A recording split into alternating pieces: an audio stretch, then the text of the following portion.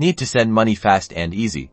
Let's learn how to send money using your debit card with Taptap Send. First, open the Taptap Send app on your phone and tap the Send Money button. Next, you'll select the country you want to send money to. The app will then ask you the amount you wish to send and the method to send them. Choose your preferred delivery method, such as mobile money or bank deposit. Then you'll need to enter the recipient's information, including their name and mobile money number or bank account details.